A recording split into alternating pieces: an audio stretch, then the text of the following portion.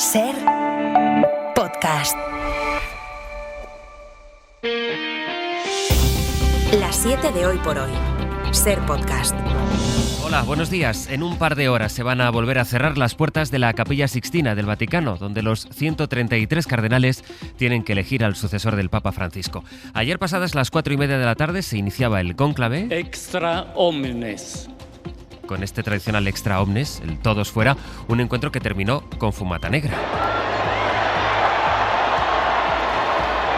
Era lo previsible, en verdad, que terminase sin acuerdo, aunque es verdad que se hizo esperar más de la cuenta. La fumata negra empezó a salir a las 9 de la noche. Ángel Bellascusa, buenos días. Buenos días, sí, no hubo consenso de 2/3 que hace falta para elegir al pontífice, aunque en esta primera votación los cardenales ya se han ido tomando el pulso. A partir de hoy van a votar 4 veces al día, 2 por la mañana y 2 por la tarde. Pendientes de Roma, la actualidad internacional nos ha dejado alguna última hora esta madrugada, empezando por un mensaje que Donald Trump ha publicado en redes sociales. Anuncia que mañana presentará un acuerdo comercial con uno de los países más respetados del mundo. No ha dicho cuál. Esto supondría un primer cambio de sentido en su agresiva política comercial desde que llegó a la Casa Blanca. La prensa estadounidense avanza que ese acuerdo se va a firmar con el Reino Unido. Ya veremos mañana. Y esto en la víspera, además de que su gobierno vaya a reunirse con China precisamente para hablar de la guerra de aranceles. El secretario del Tesoro se verá en Suiza con su homólogo chino este fin de semana. China, que hoy también es noticia por otro encuentro, el que van a mantener en Moscú el presidente chino Xi Jinping y el ruso Vladimir Putin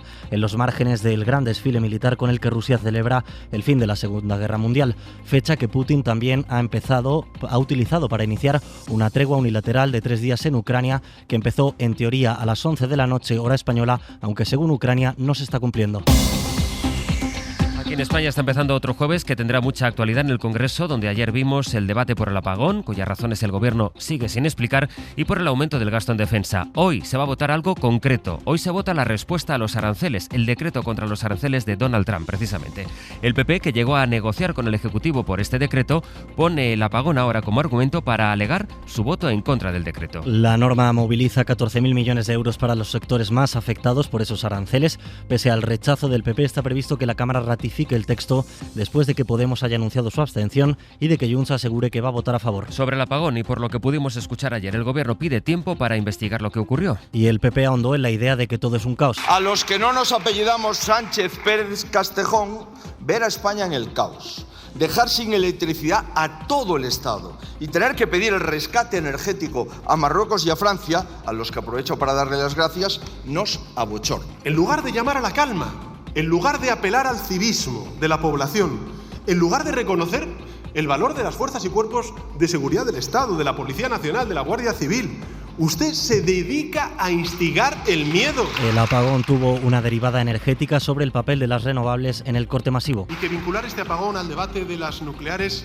a mi juicio, a juicio del Gobierno de España, no solamente es irresponsable, sino que además es una gigantesca manipulación. Aceptar que su modelo energético ha fallado. Efectivamente, no va de renovables o de nucleares, va de renovables y de nucleares, señor Sánchez. El Pleno estaba en principio centrado exclusivamente en el aumento del gasto en defensa, donde coinciden PSOE y PP, aunque Feijóo criticó que vaya a hacerse sin aprobar los presupuestos. El Gobierno encontró la mayor oposición en sus socios de investidura, Ione Belarra Podemos, Merche Izpurua Bildu. Ha sido cobarde frente al Estado genocida de Israel y ha sido cobarde frente a la OTAN, cumpliendo con este aumento del gasto militar. No se pliegue a una Comisión Europea y una organización, la OTAN, que busca generar un escenario de guerra. Así empieza el jueves, es 8 de mayo. Hoy por hoy noticias.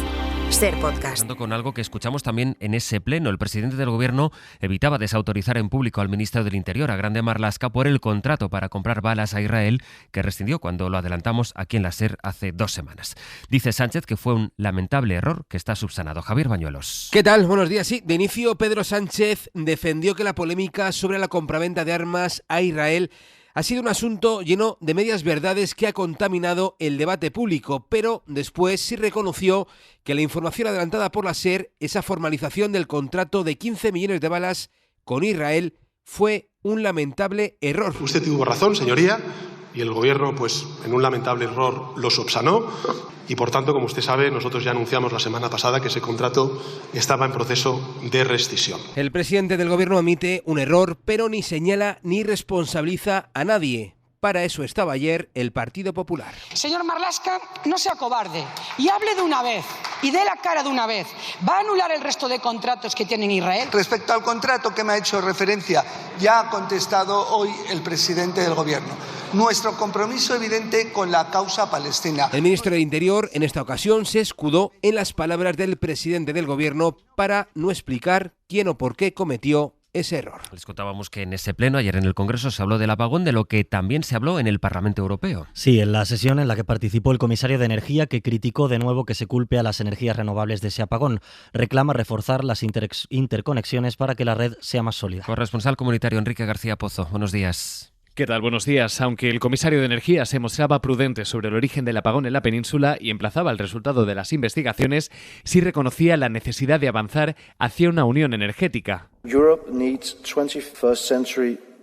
Porque Europa necesita redes del siglo XXI con más interconexiones y con mejor almacenamiento. La popular española Dolors Montserrat ha responsabilizado a Pedro Sánchez y a Teresa Rivera. El apagón de España confirma que cuando el fanatismo climático se impone a la ciencia, el resultado es oscuridad. Pero este colapso no fue un accidente, fue una negligencia anunciada. Le contestaba el socialista Nicolás González Casares. Qué pena y qué obsesión. Ahora atacan a las renovables, que son una parte indiscutible del futuro de España. El comisario de Energía cerraba su intervención criticando a quienes a su juicio han utilizado ese debate para cargar contra las renovables sin base científica para ello.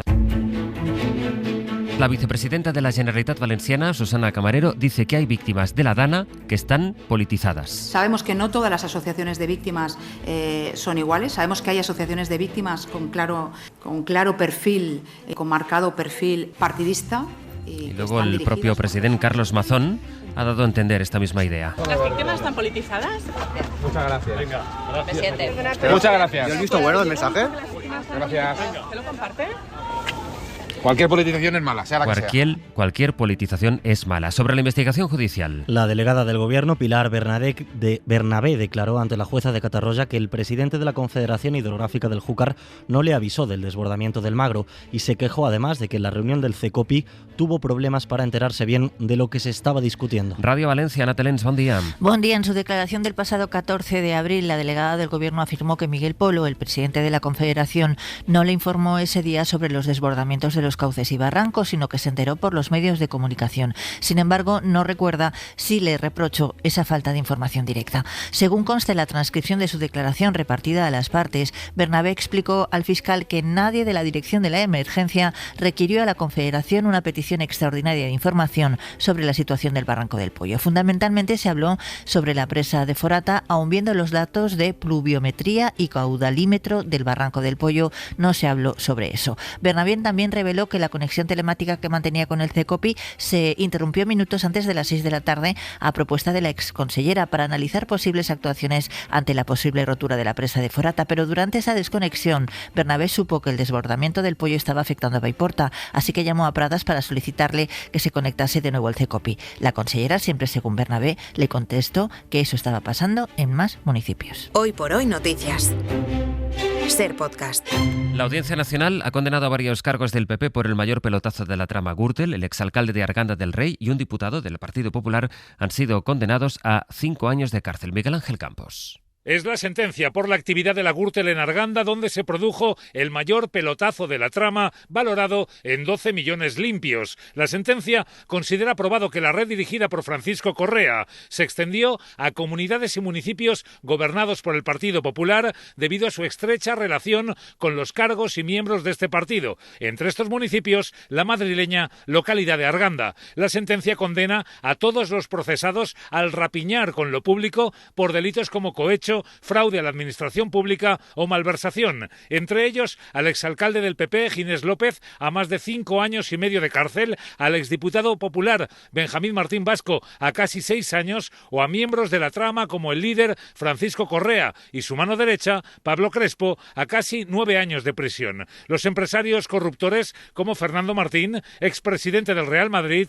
también son condenados. En su caso, más de 3 años de cárcel. Otro asunto que es hoy noticia: la madre del niño Gabriel ha denunciado que Ana Julia Quezada, condenada por matar a su hijo, la mujer que mató al pequeño, quiere matarla a ella por haber conseguido que no se produzca otro documental sobre el crimen, sobre este crimen en particular. Almería, Javier Romero, buenos días. Sí, ¿qué tal? Buenos días. La madre del pequeño Gabriel, como dices, ya denunció que sabía por fuentes directas que Ana Julia Quezada contaba con un móvil en su celda del que estaba haciendo uso para mantener entrevistas con periodistas y grabar un documental con una productora. Pero es que ayer Patricia Ramírez, la madre del pescadito, manifestaba abiertamente que se siente desprotegida, que tiene miedo y que, tras paralizar el true crime de Quezada, confirmaba que en prisión Ana Julia Quezada la quería matar. Supuestamente, la asesina de mi hijo, dentro de prisión, ha manifestado que me quiere matar y que está muy enfadada conmigo porque, entre otras cosas, le he roto el documental. También denunció la situación de indefensión jurídica en la que se encuentra y que ha pedido al Ministerio que actúe y salga a la luz todo lo ocurrido en el penal de Ávila con los funcionarios en Ana Julia Quezada. Y la Fiscalía ha recurrido la absolución de Dani Alves por violación y acusado al Superior de Cataluña de retroceder siglos por haber interpretado de la manera en que lo hizo el consentimiento sexual. En un durísimo escrito dice la Fiscalía que la sentencia fue medieval, irracional e injusta. El exfutbolista del Barça fue absuelto el 20 de marzo por el TSJ catalán, aduciendo que el testimonio de la víctima era contradictorio y que no bastaba para romper la presunción de inocencia.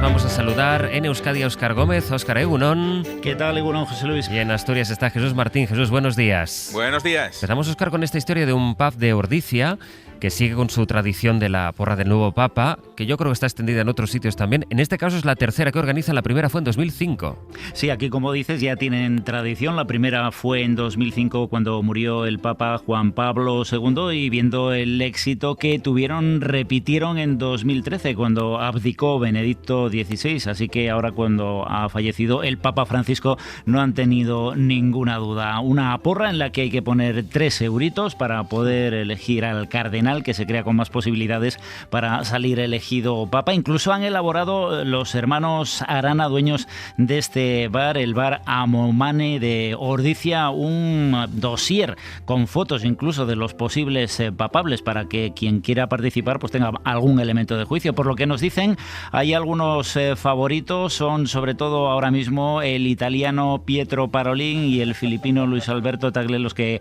van llevando ventaja al resto. Hay un hombre, Jesús, que paró a orinar en la Ría de Leo, en Ribadeo. Sí. Olvidó poner el freno de mano. Sí. ¿Y qué le pasó al coche? Pues que el coche, por la inclinación del terreno, se fue ladera abajo, se despeñó y sigue en una playa colindante con la Ría de Leo. Así que es la historia como que de un apretón que acaba en desastre, ¿no? Cuando uno tiene tanta prisa que se olvida de todo y allá va. Hombre, pero el freno de mano es como que instintivo, ¿no? Pues bueno, que el hombre no podría más. Yo creo que era eso, el apretón total, o sea, el fin del mundo. Se le vino encima a este hombre. Oye, ¿el coche sigue allí, varado? El coche sigue allí, sí, porque además, imagínate, pues eso, se despeñó, sí, está en una calita al lado de la ría y me temo que va a ser difícil sacarlo de ahí. No sé cómo será la salvación del vehículo, por si suerte, es que tiene salvación. Sin heridos, ¿eh? Eso sí, sí. Él estaba a lo suyo y con las manos ocupadas. O sea que no... El cambio climático, Óscar, que está afectando a las migraciones de las aves que pasan por Euskadi.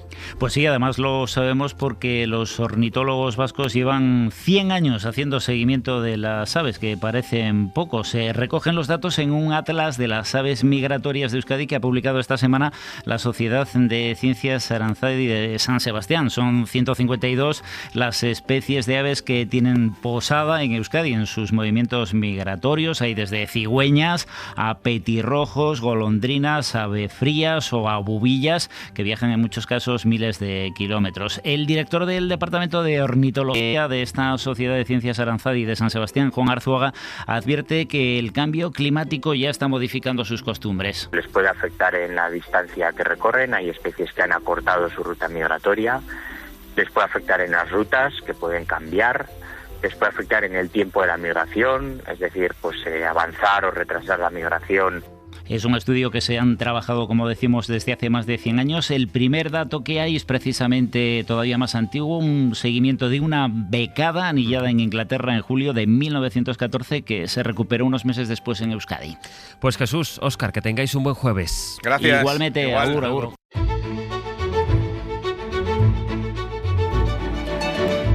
con nuestra recomendación cultural que les ofrecemos cada mañana a esta hora para empezar el día. Pepa Blanes nos va a recomendar hoy el último libro del periodista y escritor Martín Caparrós. Es un libro que Caparrós ha escrito sobre el abismo de su propia muerte. Dijeron que me voy a morir, es tonto, no debería necesitar que me lo digan, pero una cosa es saber que te vas a morir y otra que te digan que hay un plazo y que ni siquiera es largo. Así empieza el apabullante libro de Martín Caparrós, una biografía que el escritor argentino decidió escribir cuando le diagnosticaron ELA. Durante un tiempo no lo dije, básicamente porque no quería ser un moribundo antes de tiempo, digamos, ¿no? Yo me siento absolutamente vivo y quiero que las personas con las que trato me vean así. El autor de obras como Crónicas de fin de siglo o El hambre se acerca a lo más duro, escribir sobre sus memorias y su muerte. Lo maravilloso de este retrato es que se aleja de lo sensiblero, de lo emocional y utiliza su propia vida y su experiencia para seguir contando, con cierto tono periodístico y reivindicativo, el mundo que le rodea. Pero no me da esta cosa de cómo puede ser que me haya tocado este desastre, cómo me voy a vengar o lo que sea.